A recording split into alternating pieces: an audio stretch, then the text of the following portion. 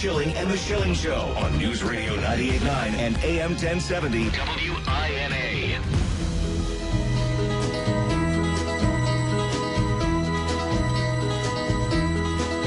All right, we go now to the newsmaker line and welcome Mike DeGrandis, the senior litigation counsel at the new Civil Liberties Alliance, suing Massachusetts Governor Charlie Baker for stepping over the line. And my goodness, I'm going to invite them down here to Virginia. Hey, Mike DeGrandis, welcome to the Schilling Show. Thank you for joining us today. Thank you for having me on. All right, would you tell us just very briefly about Charlie Baker's order, what he's doing in Massachusetts and why you've become involved? Well, I think it's important to first understand that Massachusetts has a process, has a procedure, has law in place to deal with the spread of dangerous diseases like COVID-19. It's a public health act that delegates a lot of authority to local healthcare professionals, officials, and so forth.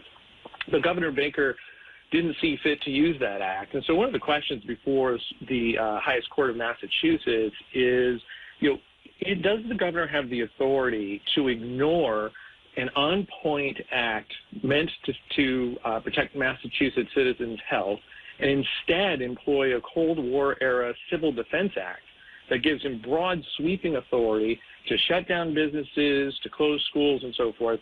The answer to that has to be no. The Civil Defense Act is what it sounds like it is.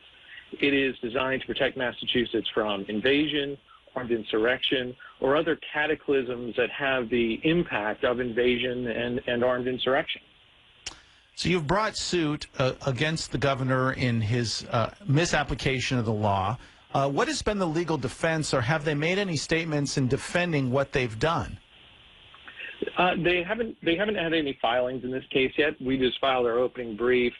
Their brief is due at the end of August, but they have signaled a defense, and the defense that they've signaled is a portion of the Civil Defense Act which says that another triggering event that would be valid use of the act is or fire, flood, earthquake, or other natural causes. And they're trying to hang their hat on other natural causes, but there's a problem there. And without trying to get into the weeds of statutory interpretation, just other natural causes must refer to fire, flood, earthquake.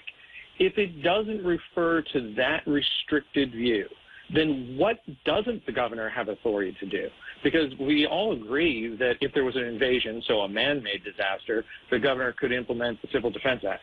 But if it's any other natural disaster, then the governor can just use it for anything he wants, not just COVID-19. And I think people are scared of COVID-19, and I get it.